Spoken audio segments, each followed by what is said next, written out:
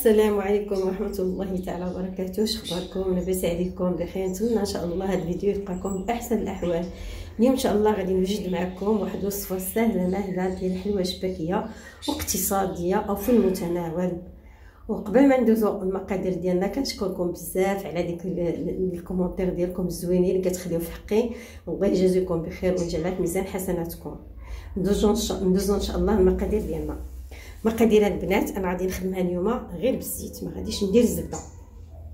المقادير اللي عندنا البنات، عندي هنا 2 كيسان ديال الزيت، عندي صفر بيضه، عندي معلقه صغيره خماره د الحلوه، معلقه كبيره د القرفه، معلقه كبيره ديال حبه حلاوه مطحونه، ومعلقه كبيره ديال النافع البلدي مطحون، عندي كاس ديال الزنجلان محمر ومطحون، حمرته نص تحميره وطحنته، عندي كاس ديال الماء الزهر درت فيه ضامه ديال الزعفران، عندي 4 كاس ديال الخل.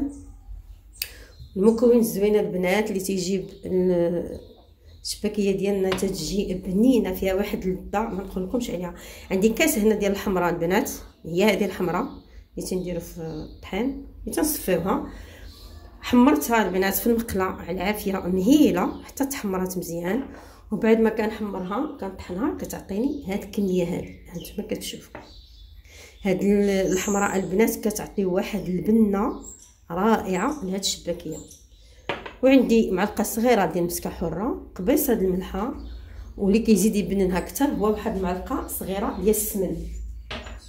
ما تستغربوش لان كتجي بنينه، واحد الشباكيه كتجي رائعه. باش البنات ندمج لينا العناصر كامله ان شاء الله غادي نخدموا كلشي في الخلاط. ندوزو ان شاء الله على بركه الله. غادي نكبوا الزيت ديالنا بسم الله.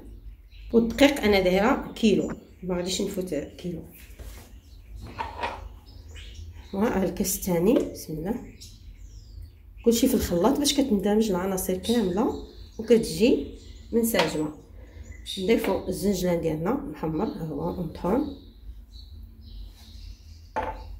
كلشي العبار كاس د العنبه. ها هو دا كاس ديال الحمراء ملي كيتحمر وكيتطحن كيعطينا هكا تقريبا نص كاس. اما في الاول راه درت كاس وحمرتها. عندي هنا 4 كاس ديال الخل، نضيفو كاس ديال الماء الزهر فيه ضامه ديال الزعفران على اللون، نضيفو النافع، نضيفو حبه حلاوه مطحونه، نضيفو القرفه، كنضيفو صفر بيضه باش كلشي كيندمج. نضيفو الملحه، بصح الملحه صغيره. هذه راه المسكه حره، عندي واحد 4 ديال الحبيبات صغار طحنتهم مع شويه ديال السكر. وما ننساوش معلقه اللي قلت لكم ديال السمن صغيره. غادي نطحن كلشي ان شاء الله ونتلاقاو معكم. هانتوما البنات من بعد ما طحنت العناصر كامله في الخلاط، عندي هنا كيلو ديال الدقيق، غنضيف له الخماره، معلقه صغيره د الخميره د الحلوه، وغادي نكب هذاك الخليط اللي طحنت. كيندمج كلشي البنات.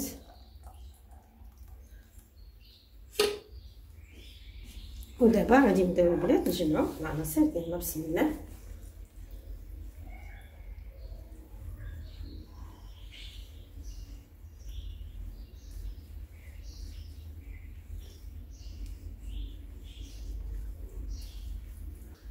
كل ما كتكون العجينه قاصحه كتجي الرشمه ديالها زوينه، كتبقى واقفه وكتجي رطبه، كتجيش قاصحه. البنات انا غادي نكمل بشويه ديال الماء الزهر.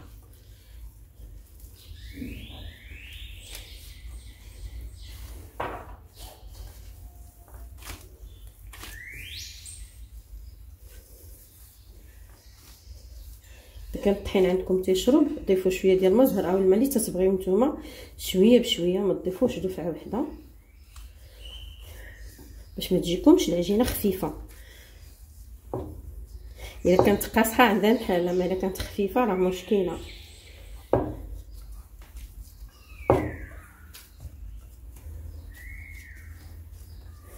تحاول معها غير شويه بشويه حتى تجمع.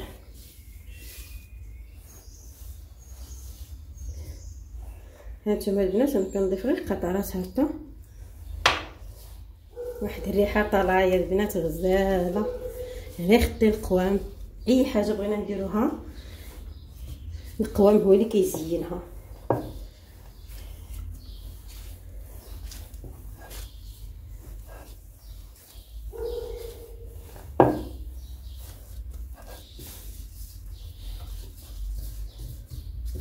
شتي كنبقاو معاها غير شويه بشويه هكا حتى كتجمع.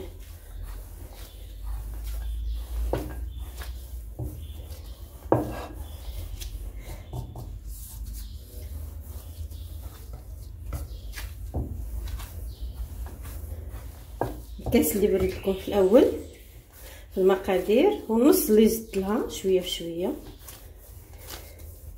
هانتوما البنات العجينه ديالنا دابا بعد ما بدات دابا غادي نقسمها ان شاء الله القياس اللي نقدر نخدم به.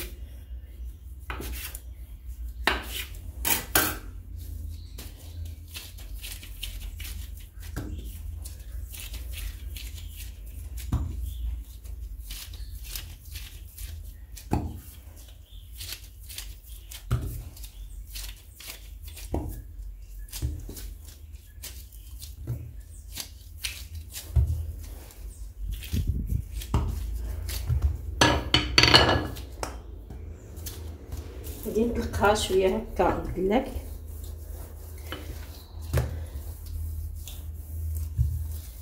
باش نخليها ترتاح. شوفوا البنات وغادي نخليها في البلاستيكه ترتاح مزيانه ديال الوقت ان شاء الله، ومن بعد عاد كندوزو باش نشكلو الحاجه ديالنا.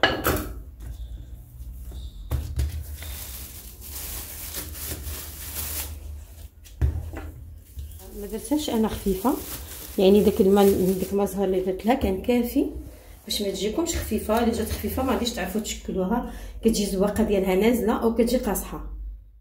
هانتوما البنات بعد ما شكلتها على الشكل هذا دابا غادي نخليها ترتاح ان شاء الله واحد الساعه المكانه، ومن بعد ان شاء الله نتلاقاو. البنات من بعد ما ارتاحت انا خديت شويه ديال العجينه وطلقته بالدلاك على هذا الشكل هذا. اللي عنده الوراقه يمكن له يطلق بها، انا طلقت غير هكا عادي. ودابا غادي ندوز بهذا المارش من الطابع هذا اللي بغيت دير النعوره ممكن. بسم الله غادي نبركو عليها باش كتعطينا الزواق.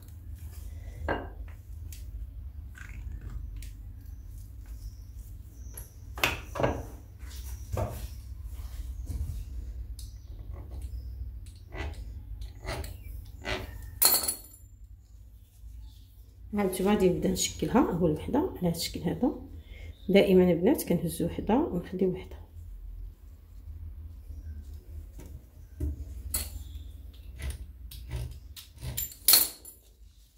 هانتوما البنات نهزو وحده ونخليو وحده، دائما نهزو وحده ونخليو وحده. هما كيجيونا 3 الفوق كيجيو 2 لتحت، كنلاقيو هذا الراس مع هذا الراس على هذا الشكل هذا وكنزلوها لهنا.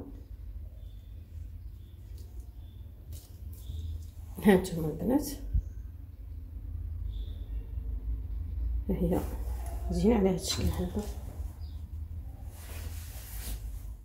هانتوما البنات بعد ما كنقطعوهم كنحطوهم هكا على هاد الجنب، ما نخافش منهم، ما كيلصقوا من حتى شي حاجه.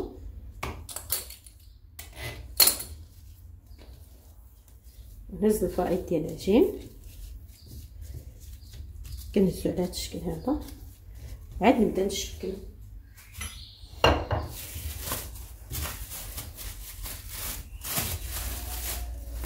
ثاني العجينه على هذا الشكل هذا.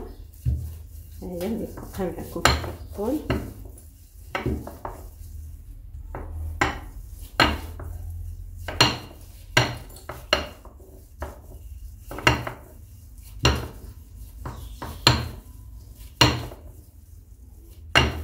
نحاولوا ما امكن العجينه تكون رقيقه، كتكون العجينه رقيقه باش كتجينا الحليوه كتجي ملي كنطيبوها كتجي مقرمله وشاربه العسل.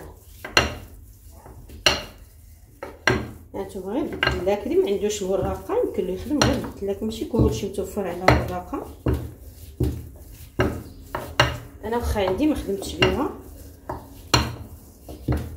نوريكم زعما طريقه هكا يعني تبدله يمكن لكم تخدموا بها. هانتوما كناخذوا هاد القطاره وكنبركو عليها على هاد الشكل هذا. الفائض كيبقى هنا، ها هو. هانتوما البنات سهله، عندنا 5 نهزو واحد ونخلي واحد، نهزو واحد ونخلي واحد. ها هما كيجيونا 3 الفوق، كيجيونا 2 لتحت. كناخدو هذا الراس كنلاقيوه مع هذا الراس هذا هكا، وكنزلوها فوق طاوله العمل. هانتوما على هذا الشكل هذا. ملي كتنزل هي كتعطي زواقه لراسها. حنا اش كنديرو كنبركو لها على هاد الجنيبات كنعطيوها شكل وريضه. ها هي كتجينا شباكيه على هذا الشكل. الطابع ديال الشباكيات يعطيها لنا قياس واحد، هذا هو الامتياز ديالها. هانتوما 5 كنهز واحد نخلي واحد، نهز واحد عاوتاني نخلي واحد، كيجيوني 3 الفوق وجوج لتحت. كنلاقي هذا مع هذا وكنزل فوق طاوله العمل. كتنزل لراسها. انا اش كندير هانتوما كنقبط لها هاد الودينات هادو وكنضغط عليهم وكنجمع الوسط. هانتوما كتجينا على هاد الشكل. شفتوها قبالتكم. انا كنكمل يعني سهله. هانتوما دائما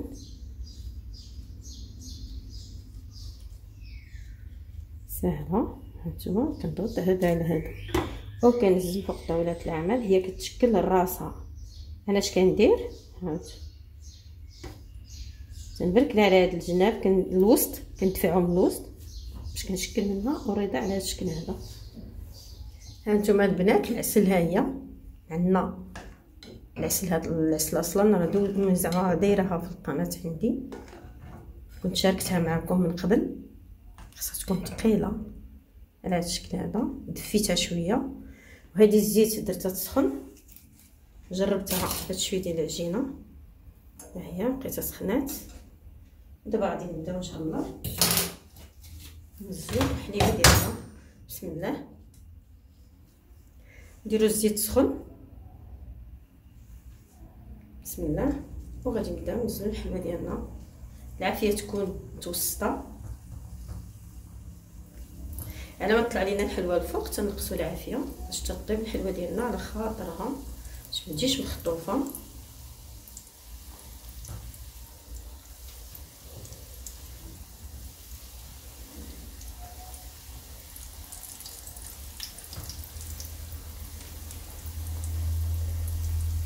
كتجي غزاله البنات، كتجي بنينه واحد الريحه ما نقول لكمش. ان شاء الله فاش غادي تجربوها غادي تعرفوا علاش كندوي، لان هاد الوصفه اللي عطيت لكم البنات عن تجربه. كتجي غزاله كتجي بنينه.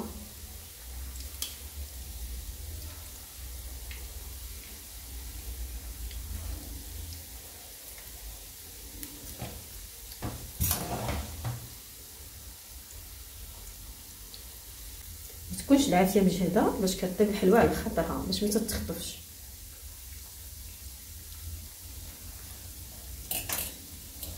هانتوما كتشوفوا هي كطيب، هي كدير دوك النبيذات.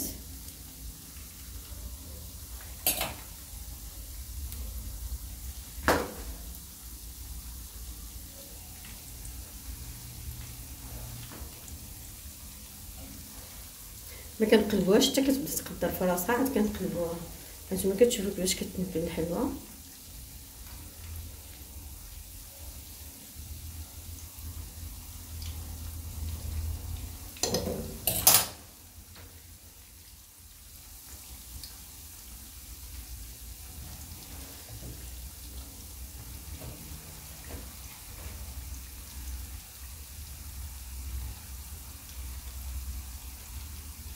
العسل حتى هو مهم البنات، لازم يكون ثقيل لان هو اللي كيبقى.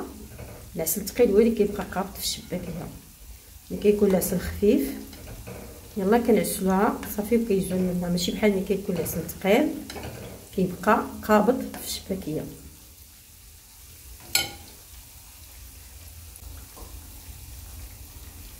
حتى القليان البنات حتى هو راه مهم بالنسبه للشباكيه، لان كاين اللي كيدير العافيه مجهده وكيدير الحلوه تتقلى تتخطف كتجي طايبه من على برا وخضره من الداخل. حتى الطياب ديالها البنات حتى هو مهم.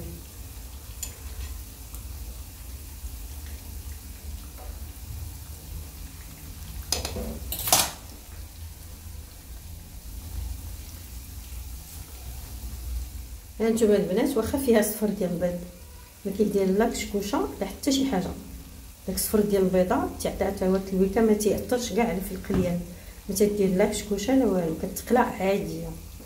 اللون داك اللون ديالها دابا غادي نهزها نديرها العسل نكثرها من الزيت. بسم الله.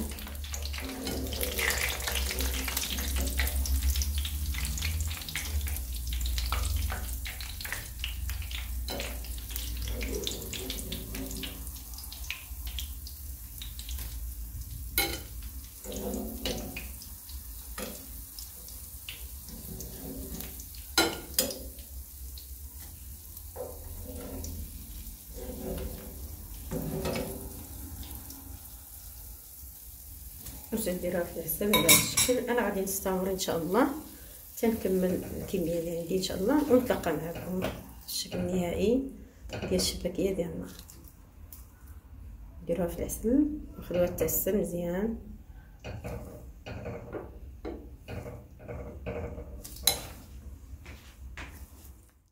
هانتوما البنات الشباكيه ديالنا بعد ما كتوجد كيجي هذا هو الشكل النهائي ديالها.